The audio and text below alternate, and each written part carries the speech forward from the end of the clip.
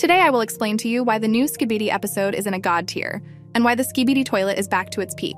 It's kinda entertaining. We finally have a new Skibidi episode that all of humanity has been waiting thousands of years for, and to say that this episode was one of the best is to say almost nothing, because this episode was freaking awesome. And while watching this episode, I got flashbacks to where it all started. But you might be thinking, what the hell am I talking about? But I'll explain what I'm talking about in the video itself. So stay tuned, my little skibidi sigmas. In addition to all things I'm yapping about, I'm going to give you some details about this episode that will make you dizzy, because a lot of you are missing details while anticipating the big guy's battle. I'll tell you about Duke, or rather, the real Duke. Bruh. Where G-Man got his invisibility technology, why is Skibidi Cat 100 steps ahead? Who is this dude? Who are the TV men? And many more things you don't even know about. But even with all that said, it turns out that it's not the craziest part of the episode yet, because Boom wrote in the description that it's not the end of episode 77. And he also shared with Steak that he left the craziest part for the full 77th episode. And now I understand why part 4 is only 5 minutes long, even though Boom said before that the episode would be about 7 minutes long. It looks like he didn't have enough time to make a 7-minute episode, as he didn't want to make us wait longer, as we've been waiting a month for the part 4. So he released the episode unfinished, thus speeding up the release date. So we can expect at least 2 more minutes of crazy battle in the full episode. So this is great news. Since we'll be getting another Skibidi dose very soon, because I'm sure the full episode will be released much faster than part 4. Anyway, this analysis is going to be really badass. So hold on to your chair and don't fall over as we take a tour of the amazing Skibidi world. Hello friends, you're on the channel. Subscribe to the channel and press the like button under the video to speed up the release of the next video. And let's go. The episode picks up right where the last part left off, with Darth Vader going on his grand comeback to tear someone's ass up. After saying that Titan TV man can't run away anymore, Blood just uses a teleporter with a funny emoji on the screen. But as expected, the Juggernaut wastes no words and literally prevents him from escaping with his Saitama punch, tossing him aside, to which TV Man immediately adopts a fighting stance, activating his shield and readying his sword. To be honest, from the fact that he moved into a fighting stance very quickly, it seems to me that he was counting on the Juggernaut being able to disrupt his teleportation, and he decided to check it out since this information is very important. After all, teleportation isn't as cheating as I thought it was, as it's not instantaneous and takes about 5 seconds to teleport. But despite the shield being on, the Juggy broke through it easily with his monstrously strong punches, and although TV men tried to fight back with counterblows, this Astro dude hits too hard and doesn't feel any damage on him at all, and using spinning punches sends TV men to the ground. The Juggernaut then says that he is pathetic while shooting at him with his gun, but TV man still had a plan because bro really went crazy, and at the word surprise pulled out the very Astro Claw that belonged to Astro Detainer, thus stopping the projectile and throwing it back at the Juggernaut. Not gonna lie, this is one of the best moments for me. Just look at his face. Bro really went crazy. Bro looks like some kind of crazy villain who almost lost, but in the end he surprises everyone with his trump card. And despite all the injuries and the realization that he has a very strong dude against him, Blood has no fear whatsoever, and even shows that he's enjoying this battle. That's freaking awesome! And interestingly enough, even the Juggernaut's shield couldn't fully protect him from his own projectile, as he was thrown back a short distance, and the blast wave was monstrously powerful, which almost knocked the POV cameraman. But I want to commend Boom for not forgetting about the POV cameraman, like some other fanmaters do, because a lot of people started to forget that we are watching the episode through the cameraman's camera, who can also get hurt or die. This isn't cartoon animation where we're just watching a screen out of nowhere, and we shouldn't forget that. And even at the end, Boom showed how the POV cameraman tried to escape into a portal after he was spotted by one of the Astros, which is very commendable because bro thinks about every little detail and doesn't forget how things work in this world. After a successful counterattack, TV Man realized that the Juggernaut wasn't as tough as it looked, and using some obscure wave for a jerk in his favorite way, knocking the Juggernaut to the ground.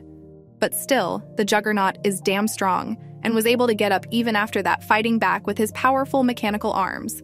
But TV Man turned out to be a great magician, as he literally stole Juggy's gun that bro didn't even notice. And it's funny because this always happens in movies where some random dude steals your watch purse in 2 seconds just by looking at you. I'm sure he watched 1,000 videos on YouTube to learn how to do it. And when the Juggernaut tried to shoot, he realized that something was wrong, because instead of the gun in his hand, there was a TV man's sword sticking out. And after that trick, it was like he was reborn and empowered, because on his screen there was a smile that he was able to outsmart him. And now with this powerful gun, he can do very dirty things. which he was going to do because he was already loading the projectile for the shot. But to my surprise, Juggernaut again blocked this attack with his shield, though I thought he couldn't use his shield for a while after the first attack. And the blast wave after this projectile was even bigger that even the POV cameraman was knocked down. But still, this magic ball had already harmed him as he was covered in red sparks and said, "How dare the TV man use his weapon against him?" To which TV man scared me even more by saying, "Womp, womp, gonna cry?" Bro has really gone crazy with his words and actions. But jokes like this remind me of how it all started, because Skibidi has gotten too serious lately.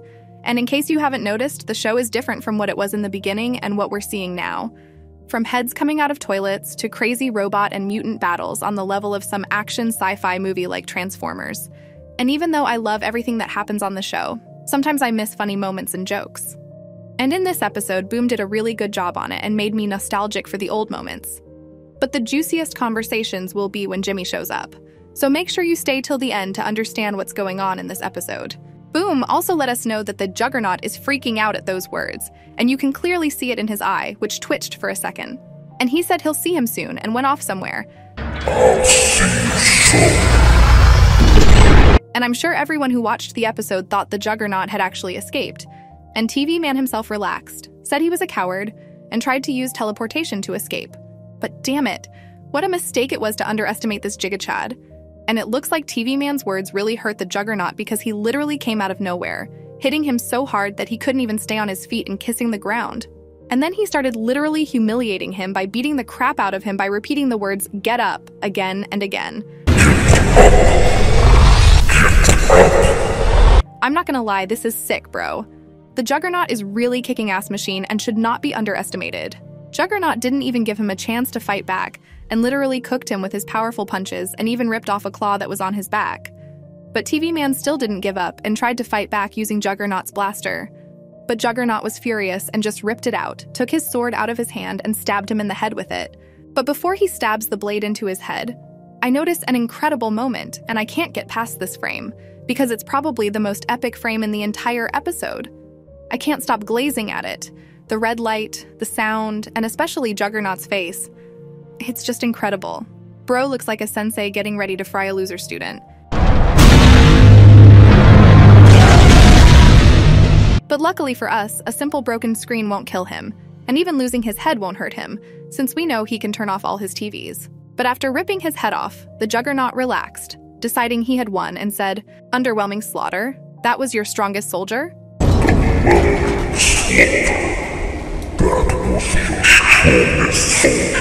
And it seems that the Juggernaut really didn't know that the TV man could move even without his head, because the headless body suddenly attacked him from the back by piercing his eye with a blade and started frying him with flames from the core. And although it was a good attack, but still the Juggernaut didn't even care about it and said that he should stay down because resistance is futile. Here you go, listen to it yourself.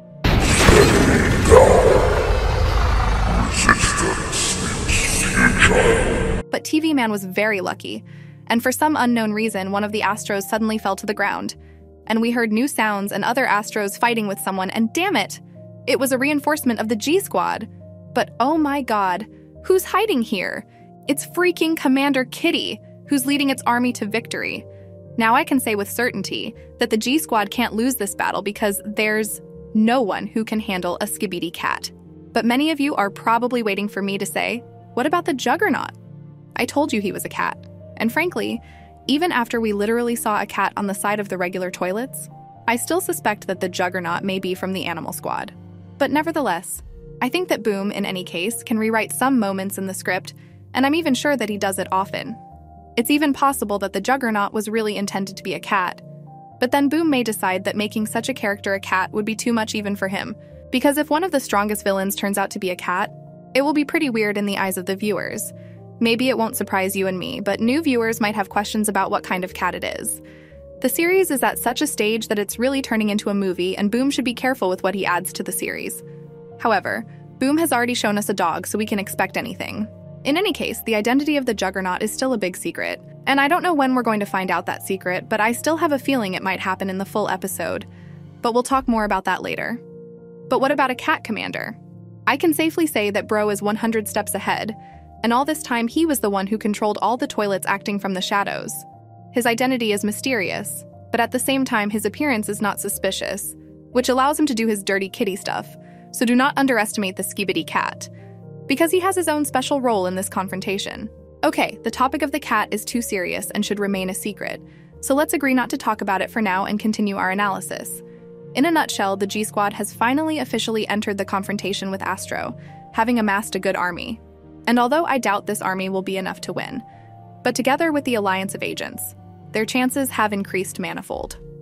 But in addition to the cat, we have another unique character who is a reference to the famous music critic Anthony Fantano. Although this guy is popular, this is still the first time I've seen him, and I don't know why Boom decided to add him to the series. So if you have any ideas, please write it in the comments. G-Squad attacked ruthlessly, and even Rambo decided to keep up morale by shouting Skibidi's words into the loudspeaker. But he may have even given the go-ahead to launch acid barrel missiles that fried the Astro dude. But even though he'd been treated to a lot of toxic missiles, he still tried to fight back by throwing one of the mutants. But then, G-Squad showed their trump card in the form of a skibidi scientist with 3 laser guns who finally cooked that loser. And I'll be honest, it was a surprise to me that we saw a scientist with a gun in his head. I think you can guess that it's not a real scientist, but just his mechanical body that someone is controlling. But even if someone is controlling it, we'll never know who until the time comes.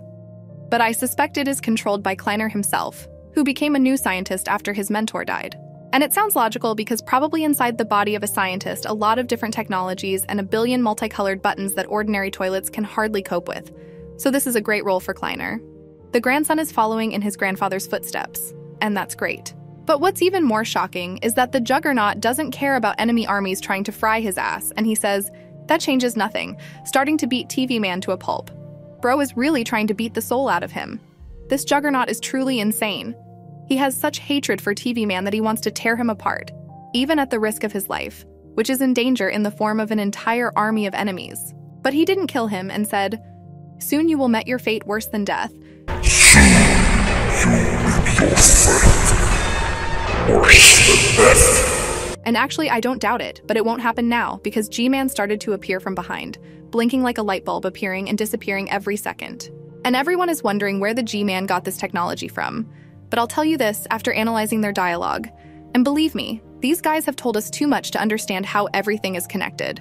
To begin with, G-Man approached the Juggernaut slowly and confidently, not feeling any danger, with the words, "Missed me?" Missed me? This already suggests that G-Man isn't afraid of him, as he's likely much stronger than the Juggernaut itself, or perhaps he's confident in his squad that has his back. Still, I'm leaning more towards Jimmy being stronger than the Juggernaut since he challenged him to a one-on-one fight at the end of the episode. But things may be more complicated than we think, and G-Man may be weaker than the Juggernaut, but that leads him into a pre-arranged trap, which we'll talk about a little later. The first thing G-Man did was treat his old friend to a tasty laser beam, to which he covered himself with his shield and asked, "What made you show up, Commander?" And note that even the Juggernaut calls him Commander, although we've only heard these words from the Detainer before. So now we can officially say that G-Man is a powerful Astro Commander who, in the old days, was even stronger than any Juggernaut or any other dude. But Uncle Jimmy began to surprise me even more by saying, "You know me, I'm not leaving my best friends behind," and looked at the barely breathing TV Man with a smirk. You know me, I am not leaving my best friends behind. And TV Man was really shocked as he replied in a hoarse voice, "What are you yapping about?" And honestly, that moment got me. G-Man definitely deserves the Troll of the Year award. I think even if TV Man died, he'd somehow come back to life to ask what bro was yapping about. That scene was definitely worth living such a long life for. G-Man got 10 out 10 from me. But what if it turns out that G-Man wasn't trolling TV Man, and he's actually known him for a long time? I'm not giving up on that idea either, because I've been yapping for a while now that the TV race aren't actually from this planet. And it's their planet we see in this picture, which explains the fact that they have much cooler technology than other races, which explains why there are so few of them, because usually only a few survive after a planet is destroyed. It also explains why Titan TV Man constantly hated G-Man for no reason at all, and accused him of doing too much shit, even though he didn't hurt their race in any way on the show. Although this theory sounds fantastic, but I'm not just yapping about something made up out of thin air. I'm telling you specific details and strange coincidences that indicate they could be from another planet. But still, if it turns out not to be true, don't jump on me. Because after all, it's just a theory and my guesses.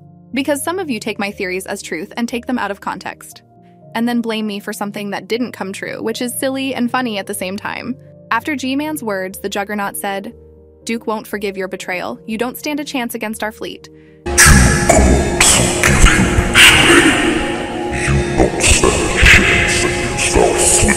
And you must be wondering which Duke he's talking about. And if you've watched my videos, you'll remember that I've already told you what an astrosystem is, but for newbies, I'll tell you again.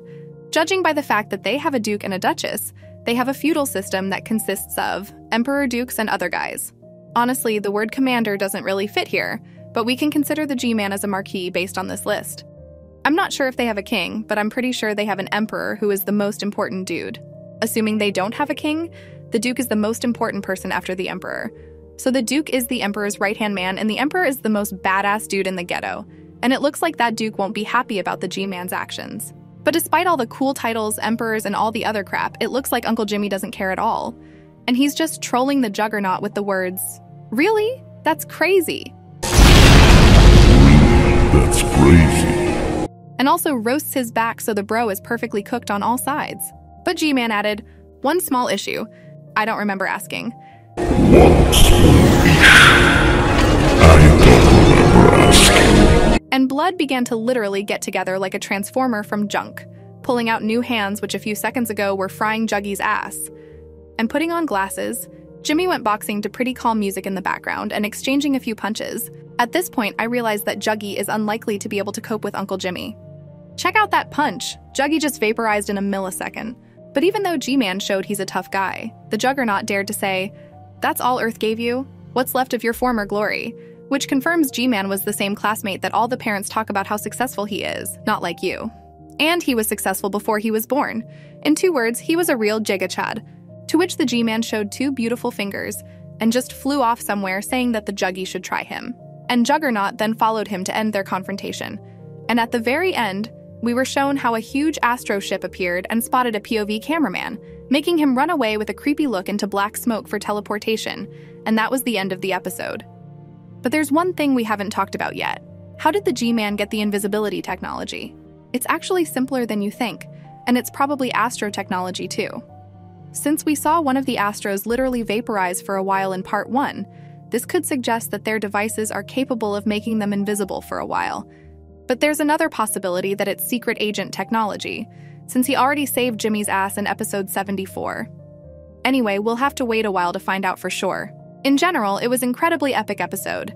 Boom worked day and night despite the multiple bugs he encountered in the program. I safely put this episode in the God tier. Also, as you can see, it is gaining a good number of views compared to other recent videos. And I especially liked that in this episode, I felt the notes of the old episodes which manifested in funny dialogues, which certainly makes these episodes cooler. I've also noticed that skibidi toilet related videos have started getting more views than usual again, so I think if Boom continues to make the same episodes and they come out more often, I believe that skibidi will be able to get back to the peak again. Anyway, that's all for today. I really sweated over this analysis, so be sure to give it a like if you enjoyed watching it. More to come.